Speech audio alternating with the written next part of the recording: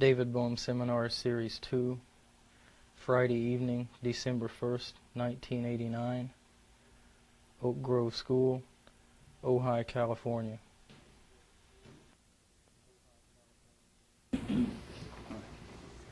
Let's see, this is the fourth year, and this is probably the largest group we've had. Am I audible now? Yes. Not yes or no? Yes. No. Oh, no. Well, shall we do something? Okay. Now, sometimes I like to begin by asking people to ask questions or ask whatever's on their mind, so we get some sense of what is on people's minds before we start. It doesn't mean I'll answer all the questions.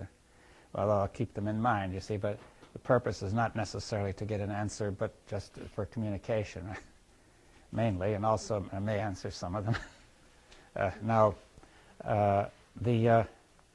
So perhaps we'll start. I mean, 10 or 15 minutes like this is what I suggest, not to go too long, right?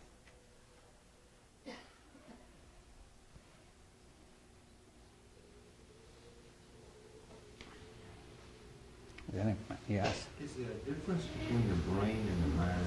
The brain, is subject to all the chemical reactions and everything in our body. Is there something? Could you speak up, please?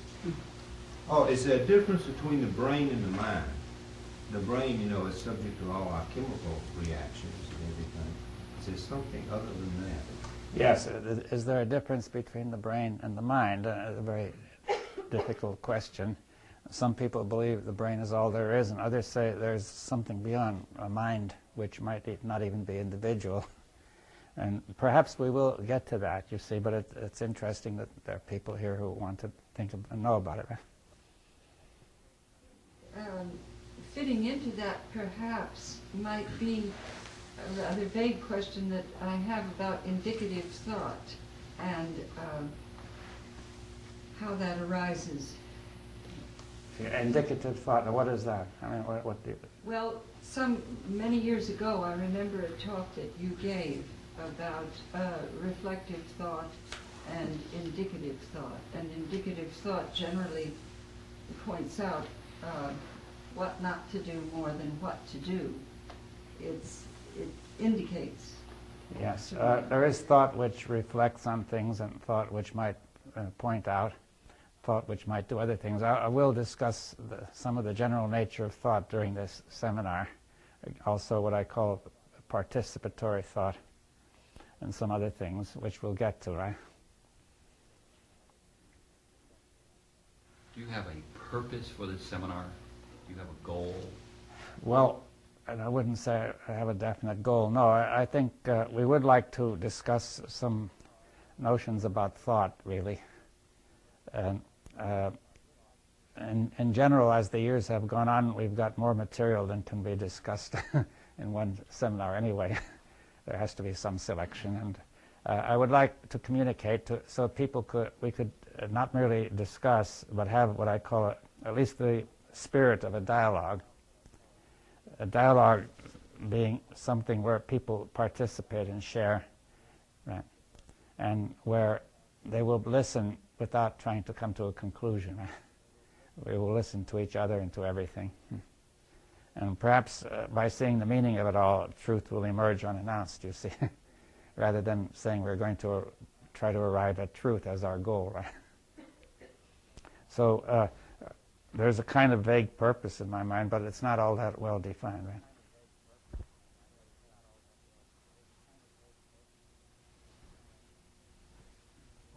What is the difference between thinking and thought? Yes, the difference between thinking and thought. We will discuss that.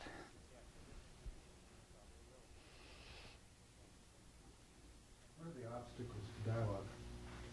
Yes, well, we'll discuss that too maybe later on, but the obstacles to dialogue are really people holding to fixed opinions and defending them, you see, and also the belief, each person believing that he's got truth and so on. And those are some of the obstacles. But we'll go into that.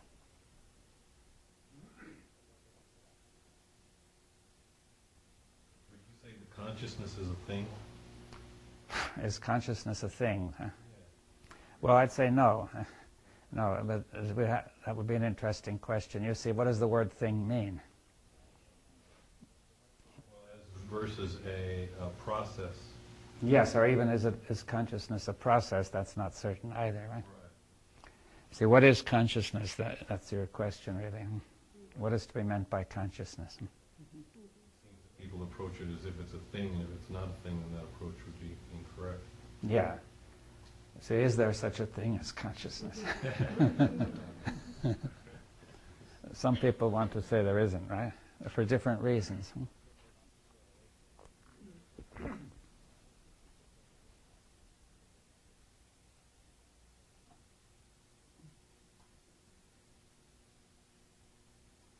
Look at what is going on in the world, especially the quick transformations between the two superpowers and our relationship to that.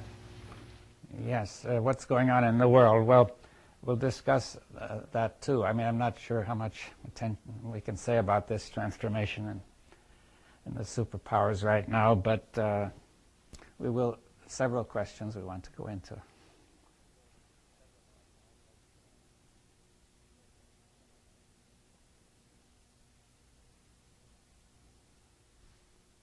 Go into creativity. Creativity, yes. Well, we'll try perhaps to look at that too, yes.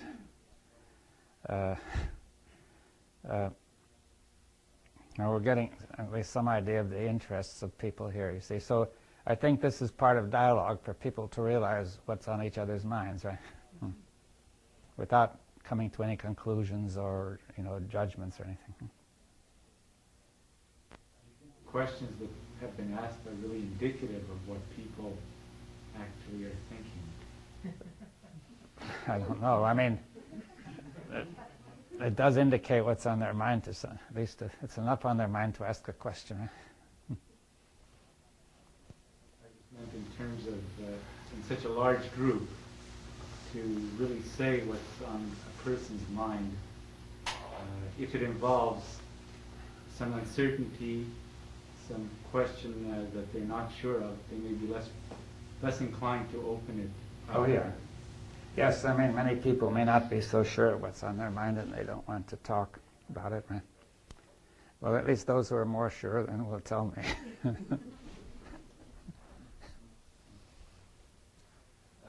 we perhaps discuss what the factor or environment or conditions are under which change takes place? Yes, what are the factors under which determining whether change, transformation takes place? Right? Yes, we'll have to discuss. We may get to that. I mean, I would change the question to what are the factors preventing transformation? Right? Yes, and when they are not present, then I say there will be transformation.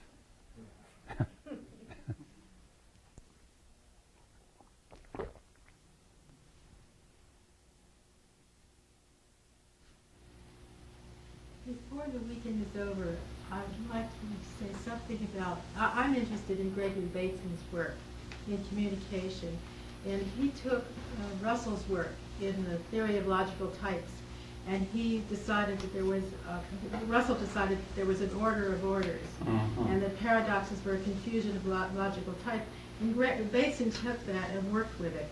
And his last work before he died was an oscillation theory of communication and relationships. And I was struck by the fact that you have a very fascinating kind of arcane oscillation theory. And I wondered whether there was a relationship. Well, yes, you want to? No, I don't know if there is one. You see, I've only studied Bateson in a very limited way, so I couldn't say. But maybe the question, if you notice one, we could bring it up.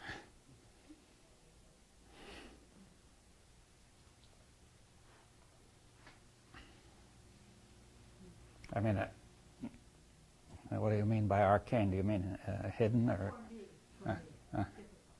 difficult? Right?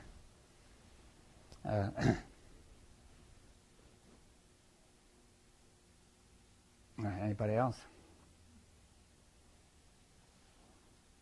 I'm thinking question I had as a young child that was never answered, and I still wonder about it some decades later.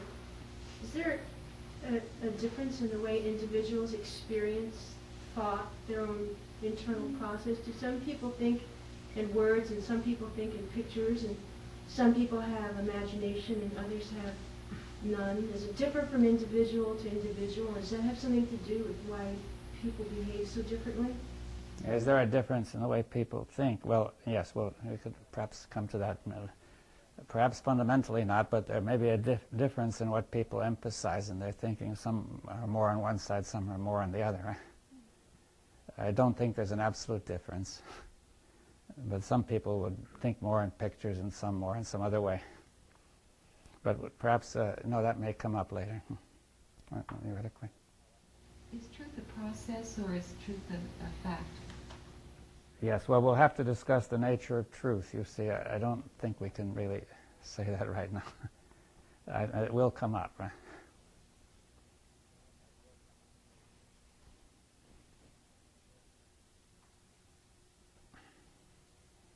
No. Is there any more? We could have one or two more, and then. Could we discuss the process of thought going into feeling and then back into thought, and in a sense getting rid of the bad thought of anger, fear, or the emotion that one's aware of? Yes, we will discuss the relationship of thought and feeling and all that, yes. But this brings a question for me, and is there a difference between emotion and feeling? Is there a difference between emotion and feeling? Yes, well, that depends on how you use the language, right? But we'll discuss thought, emotion, feeling, physical sensations, various things that are related, right?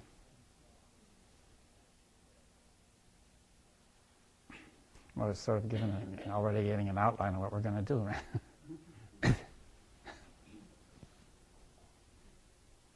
Isn't any discussion at all essentially meaningless, because words themselves are a paradox? Words are essentially a symbol for what? And if you go into a word, you'll find a paradox. That's fundamental. So the words we use, in that sense, don't get anywhere. Well, the words you say are a paradox, right? That communication breaks down. Pardon? And communication breaks down. Breaks down, yes. Yes, well, I suggest that there is a lot of paradox in language, but that communication may still be possible. You see, that if we say there's no communication at all, that you can't maintain that, right? Because you then couldn't even say that, right? You see, in some sense, I will discuss this all later, but in some sense you're trusting to words to tell me that words are paradoxical and that I know what you mean, right? On a certain level, yeah. On the level in which we're operating. Yeah, but paradox is a very subtle concept. And you see, you're trusting words to communicate that, right? Pardon? You're trusting words to communicate the notion of paradox, which is a very subtle thing. You see, in other words, I don't think we can just simply say that words don't do anything, because when you say that, you're already trusting to words to say it, right? You see, we have to say there's a lot of trouble with words, but it doesn't mean that they're absolutely, totally impossible. Do you see? In other words, we're somewhere in between. And so we admit that words are causing a lot of trouble in communication, but anybody who says that must assume that words can communicate something. You see, it's the same as the question of cynicism, that somebody cannot be cynical about everything, because he would then have to be cynical about his cynicism too, you see. But he takes that seriously, you see. So you can't do it, you see.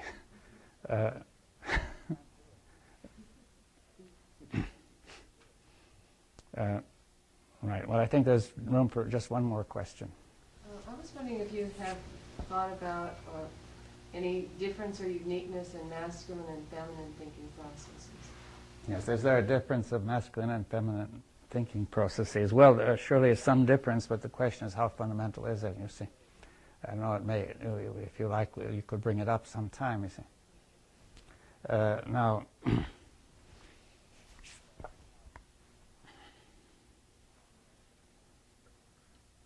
right. Unless somebody has another question he really wants. Well, I'm interested in the movement, the negation. And does it have its own movement? Does negation have its own movement? Now, what does that mean? Well, it seems, negation seems so dead, or, you know, is there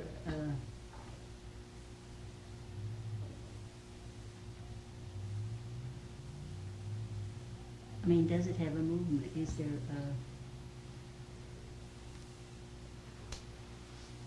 I mean, are you alive when you're in negation? Oh, yeah. Well, isn't it? Well, but surely negation is a part of the whole process, because if things are wrong, if you think they're wrong, then you negate them. You say that they're confused or wrong, or it's part of the whole process of thought is negation, right? Negation and positivism. Yeah, they're both two sides of it. I guess I mean like electricity. Yeah, well, but negation is one side of thought, and assertion, positing is the other. Right? To posit and to negate, right? To posit means to put forth, and to negate means to oppose, right? And both are necessary as part of the movement of thought, right? Right. All right. Well, I think then that's about it. It doesn't. We've got most of the questions that people feel, and now you may have gathered already that we're going to be discussing thought. You see, so many of you have been here before, anyway. You know that.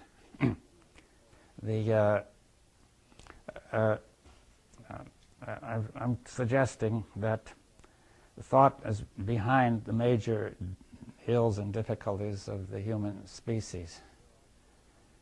Now,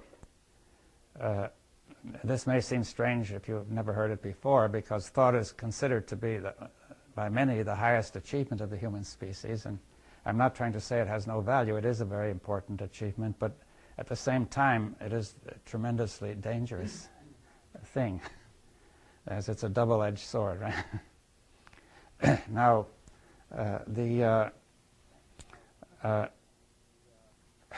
see, you may realize that in many ways the world is in a critical situation in the last few years, or even for quite a bit longer.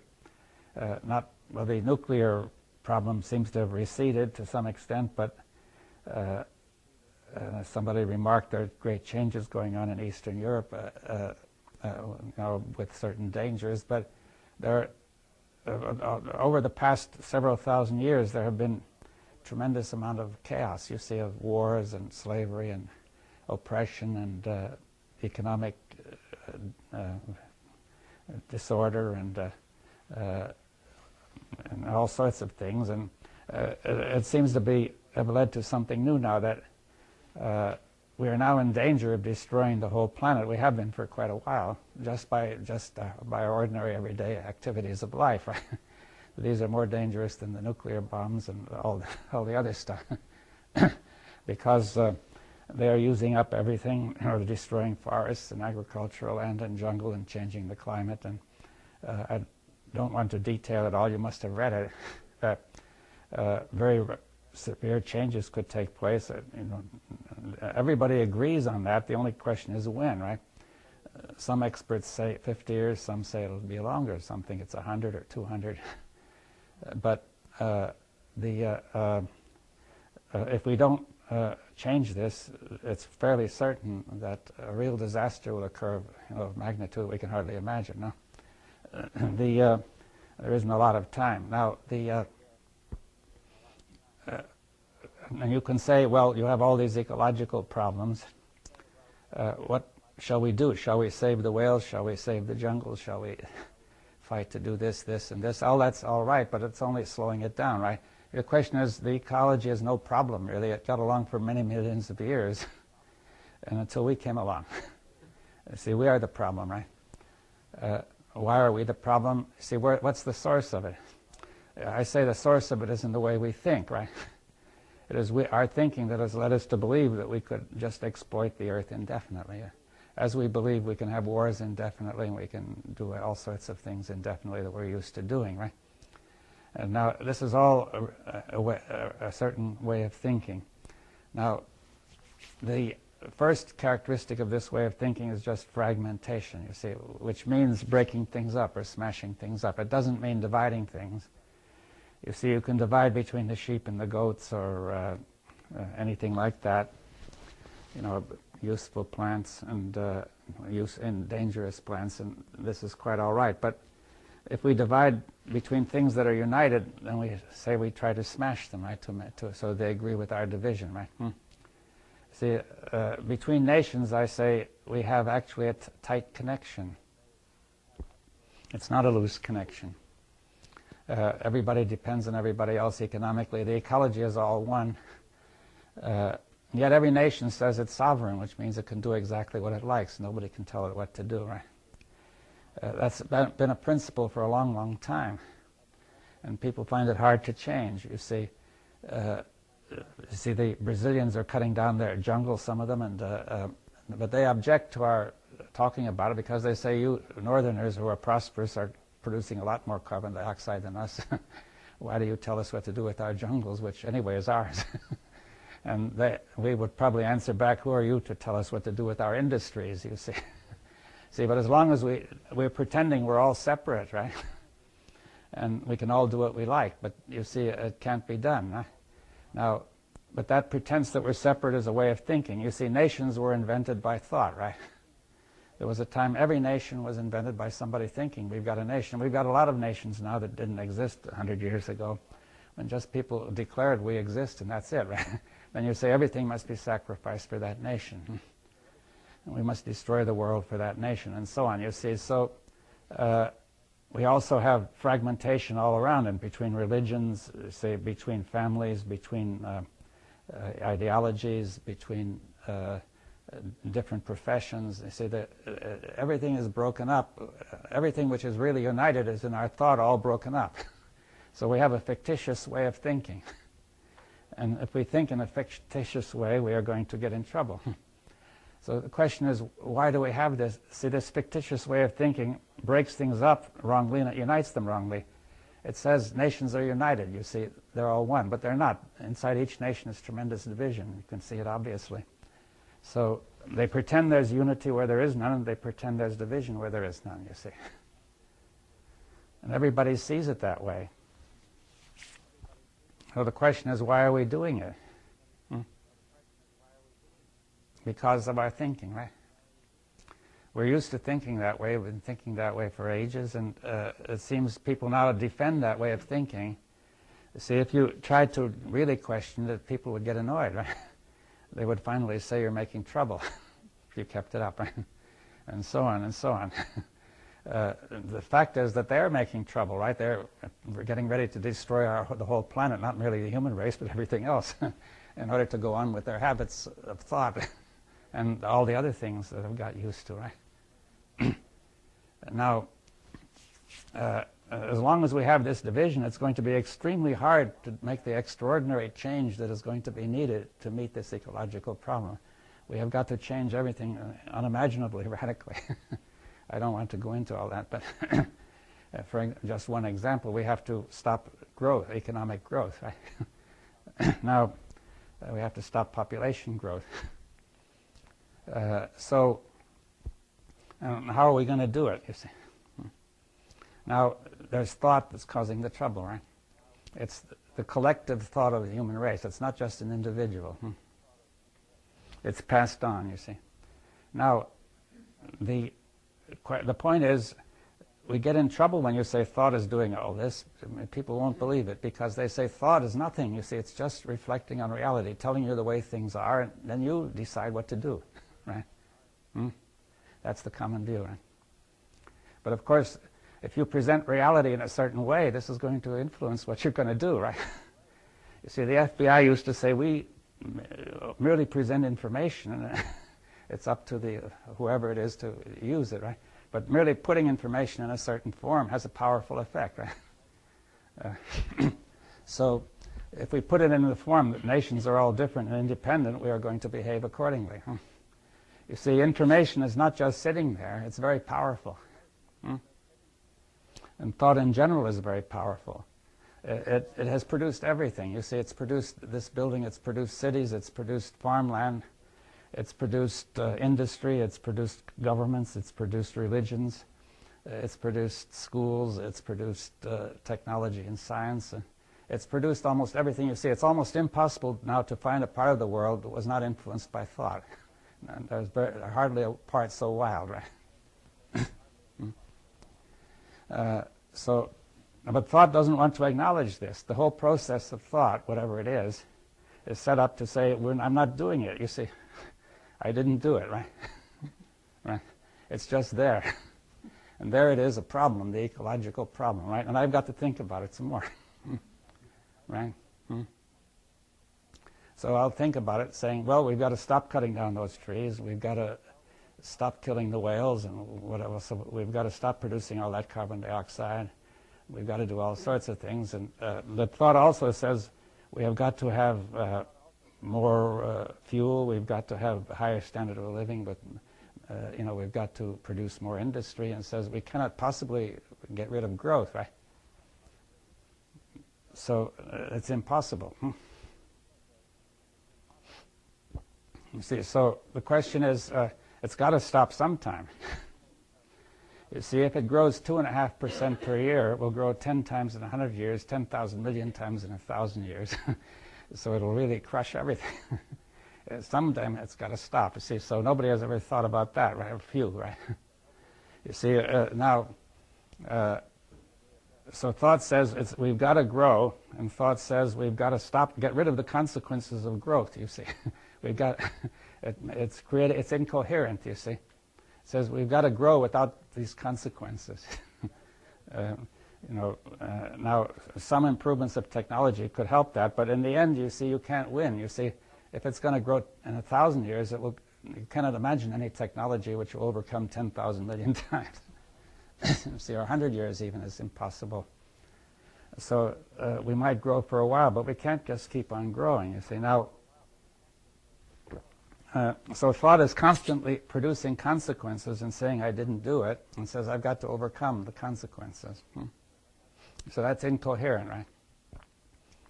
It means you produce results you don't intend. You also start deceiving yourself. In order to avoid facing the issue.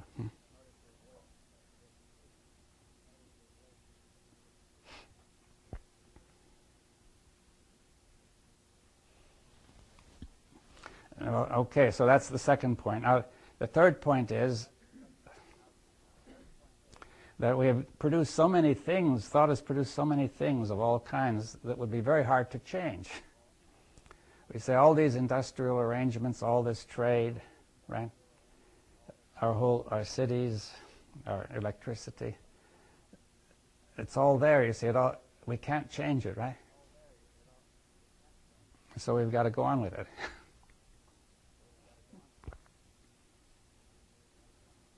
You see, that's typical of thought. You see that it's constantly producing consequences and saying, I didn't do it, and then it says, I can't change it, right? It's too difficult. Now, what are we going to do with that, you see? Now, what we've got to do is to start understanding thought better. You see, we're saying we have been run by the process of thought, right? We don't realize that thought requires attention. Our whole tradition. It's been going on for thousands of years. It didn't start yesterday, right? The Romans were destroying forests several thousand years ago, and North Africa was the most fertile part of the world, and it was turned into a desert, you see, by just cutting down all those trees. Now, we can do it much faster, you see, with chainsaws. we can produce deserts at a greater rate, but you see, technology is not the answer, because technology will do whatever thought tells us we want to do, right, or we've got to do. See, if thought says we've got to cut down trees, we've got to have more money, we've got to have more products, we will use the technology, we'll invent technology that does that, right? So science and technology cannot be the answer. You see, something more fundamental is needed, right? There's no technological fix to this. See, there's got to be a change in thought, you see. Now, that is not so easy. You don't mean a change in thinking positively that I'm self-deceptive or we should change the cities, but the process of thought. Yeah. Okay. Well, we've somehow got to change this process that's getting us in deeper all the time, you see. See, all the means by which we try to solve these problems are making them worse, right? You know, suppose you say, well, the problem is poverty. You see, for a long time it was poverty. I said, well, we'll try to have industry to make people less poor, but it really hasn't got very far because very large parts of the world are even poorer than they were, but some parts are more wealthy. But now, even at that, if we keep on growing and making these people richer, we're going to have the ecological crisis. You can't keep on making people richer indefinitely, right? The world won't support it. You see, the people hoped and believed that technology would grow so fast that you'd find a way, but you know, there's no evidence. And if you think of just growing and growing and growing, eventually the growth must prevail. You know, must win over anything you can invent, right? You know, there'll be just so many people in the world anyway that there's no room for them. Now, how are you going to change all that? The customs by which population is determined, by which you know, goals are determined. People say my goal in life is to make money, to get a home, to do this, to be comfortable. You know, it's perfectly reasonable apparently, and yet it all adds up to trouble, right? For each individual it looks very reasonable. So people generally don't want to think about that, and they would rather not believe it, right? So part of thought is self-deception, which says it's not so. They give another explanation, right? So that's part of the process. To relieve the tension and pressure and discomfort of thinking that way, thought invents another explanation which is more reassuring. Now, the question is, what is behind all this kind of thought? Right? Thought must derive its power from someplace else. Well, does it? I mean, we don't know. I mean, where would it derive it from? It must just come out of something other than itself, and that must be if it could derive its power from the meaning. How about from instinctual needs? Because after all, as humans developed, that was the first source. Thought didn't spring sui generis, it sprang from instinctual needs. Yes, but if the needs were for security and comfort or whatever, or for improving, you know, one need was to take care of, find sources of food or something. But thought is now, it's surely not our need to destroy ourselves. If people were looking at needs, they would say, let's quick change our thought, right? They deceive themselves about what they need rather than face the issue, right? So thought has, there's something wrong, something incoherent in the process of thought that if it does that. See, thought to be useful should not engage in self-deception. It should not be incoherent, or should not, at least it may be incoherent, but it should not defend incoherence, right? How to say that's the only way human beings have survived? How?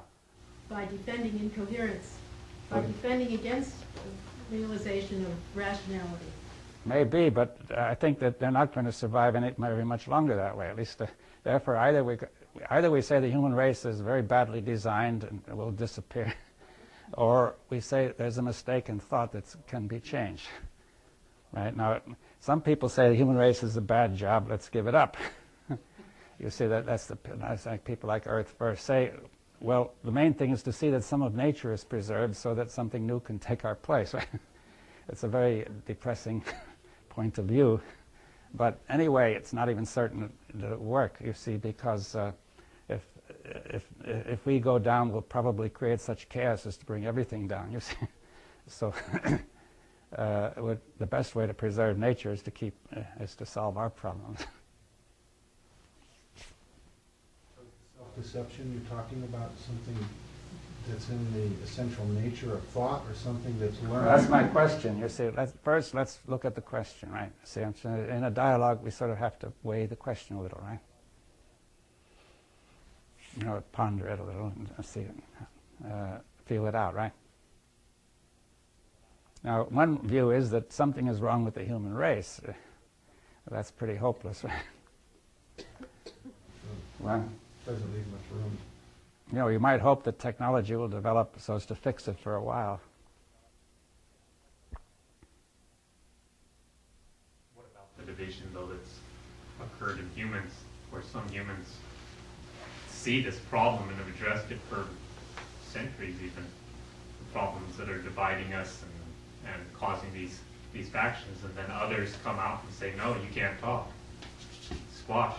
Yeah, well, they're frightened, you see, but thought creates fear, right? See, it's due to thought saying, if you say those things, you're going to disturb all our comfortable arrangements, and we don't want that, right? And then they say, in order to do that, people must deceive themselves because they must say, we are not going to look at this. We are going to assume that everything is going to be all right. You see, so they defend themselves against evidence that something is wrong with the thought, right? Now, that's surely something wrong. It's not a good way to survive. You know, when it comes to technical thought, people don't do it so much, right? If they did, the technology wouldn't work at all. They do it to some extent. For example, people who run nuclear plants have been accused of covering up weaknesses in what they're doing, right? Or not really covering it up, but in believing they're cover-up, right?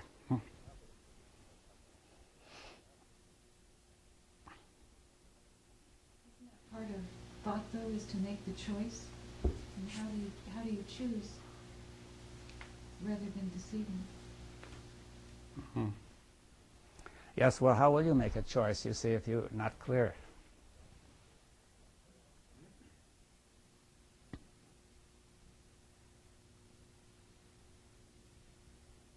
You see, it's necessary for thought to be coherent. Now, can you choose to be coherent when you are incoherent? See, because we don't know why we're incoherent, right? I mean, nobody wants to be incoherent. Or at least I don't know of anybody. Are you saying over time we've created a structure in thought that now is really, it makes it very possible to be self-deceptive and incoherent and to have it seem to be quite reasonable? We've created a kind of structuring of thought? Yeah. Well, something like that has happened. You see, the thought about religion is not coherent. You see, people will not listen. And no two religions have ever managed to really have a dialogue, right? In which they would really listen to each other's assumptions. Even the religion has come out of that previous incoherence of understanding. Yeah, but even religions that are very close, different branches of the same one, you see. Now, between nations, it's very hard to get coherent thought, right? Or between ideologies, or whenever anybody's interest or self-interest is involved, right? We've identified ourselves more deeply with the problems of thought than we have with, we've identified ourselves more deeply with thought and the things we get out of it than with the obvious problems that thought's causing. We don't identify ourselves as deeply with the destruction of the earth as we do with the destruction of our thought process. Well, we identify ourselves with our self-interest, right? Keep our thought processes intact. Yeah, well, you see, our self-interest is identified with keeping our customary habits unchanged and our arrangements, the things that make us feel secure and that we satisfy us and so on, right? And that we maintain this incoherence. Yeah. Now, if it turns out that to do this involves contradiction and incoherence, then we cover it up, right? We deny that it's incoherent and we give a false explanation making it look coherent. Why is it so important to be coherent? All right, why? You see, if you're incoherent, one thing is you do not produce the intended results, right? That's one sign of incoherence. Another one is that you're contradicting yourself, you see.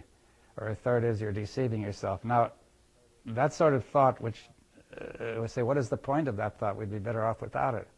If you say, see, nobody intends to destroy the planet. Nobody intended that. They merely intended to get rich, right? Well, comfortable, rich, whatever it was, right? Now, I'm not blaming anybody. You see, I'm saying all of us were in it, right? So we did not see that this was dangerous, right? It was incoherent. If our intention had been to destroy the planet, we would have been coherent.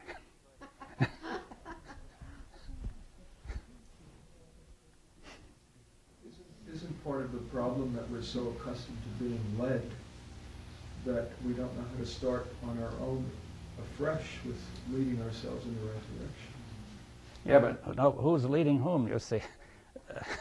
But if suddenly one sees that thought is the culprit, and yet I'm living in a nation very comfortably, and I want to change my affiliation with the ignorance of collective thinking, and suddenly I'm alone, stranded perhaps. Suddenly there's a fear that could come about, but isn't even necessarily the fear I see in understanding thought. It may be still involved in understanding. See, fear and thought are closely connected. We really have to go into that later, right? And see, one of our assumptions is that thought is one thing and fear is another, pleasure is another, anger is another, and so on, right? Yeah, all the emotions, and also the general stress in the body is another.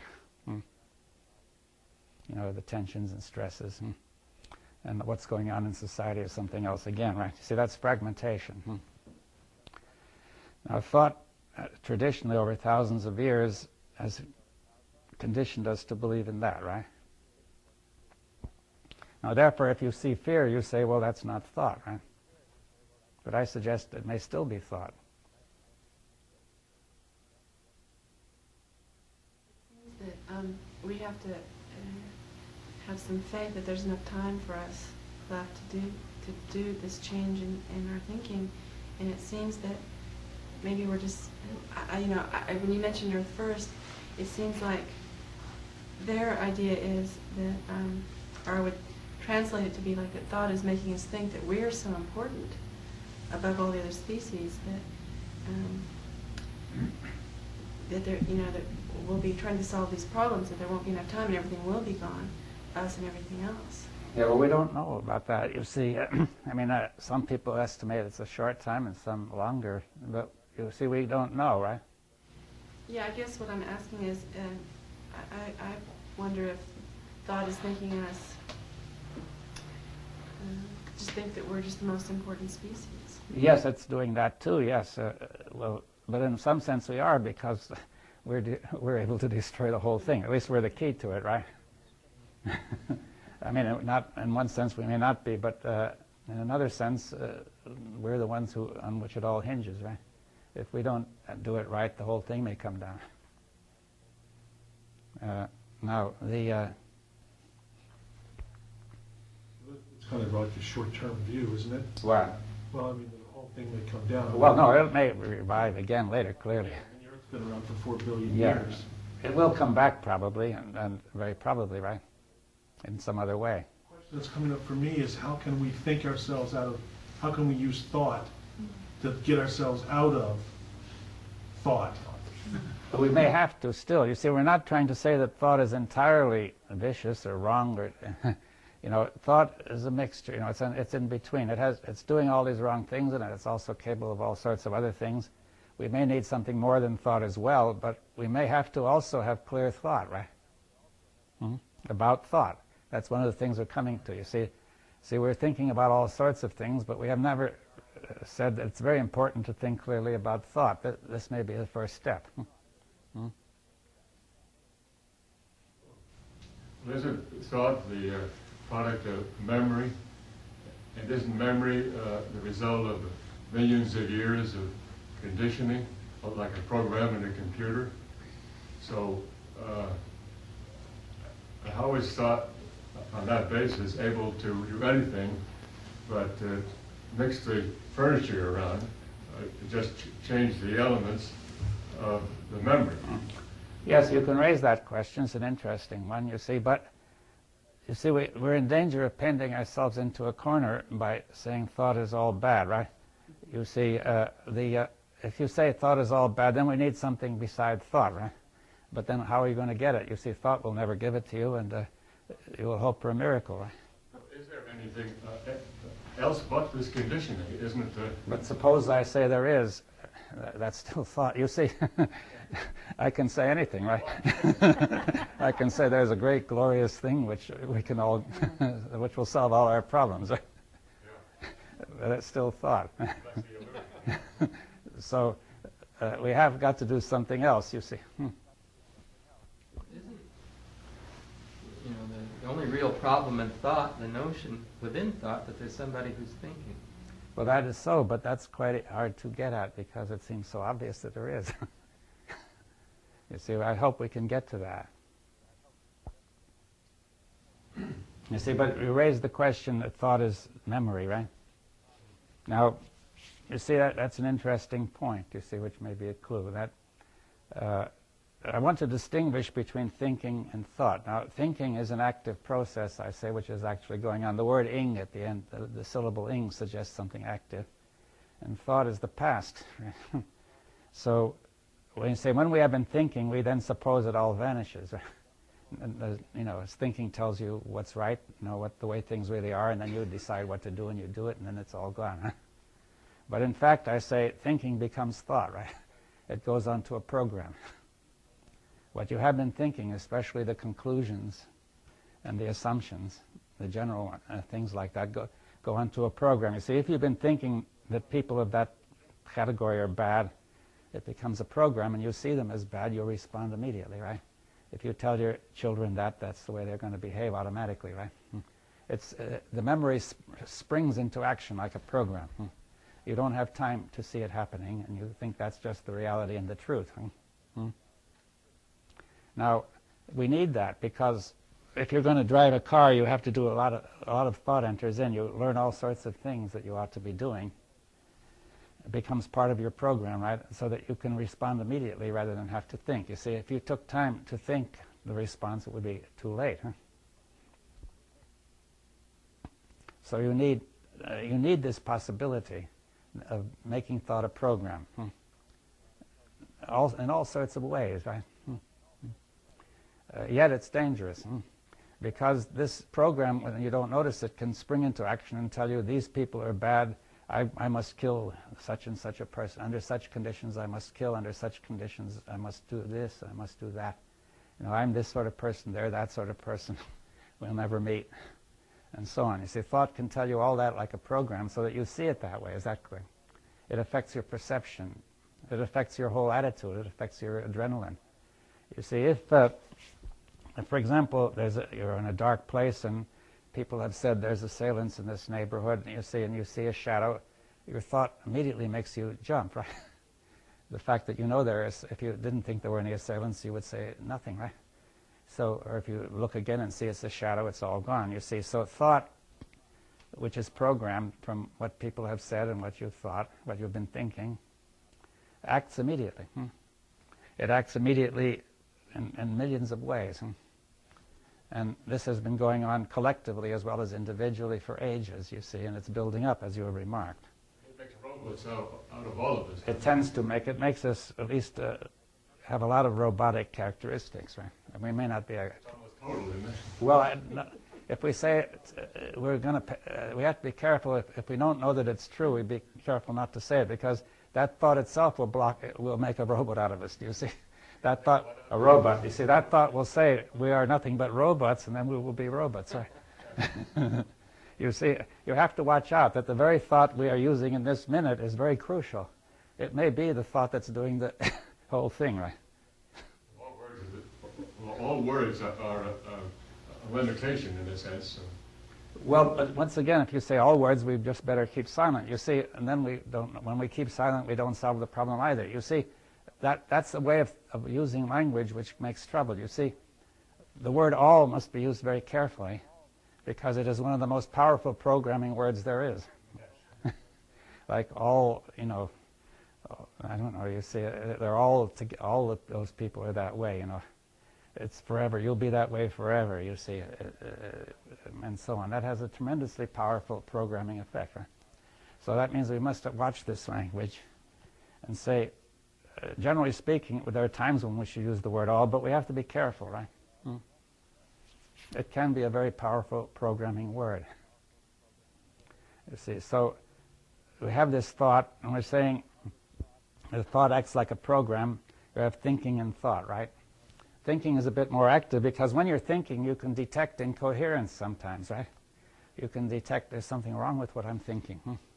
But thought works so fast you can't do that. You see, so how do you detect that? You get a feeling, a sense something is wrong. You see, you require sensitivity to that, right?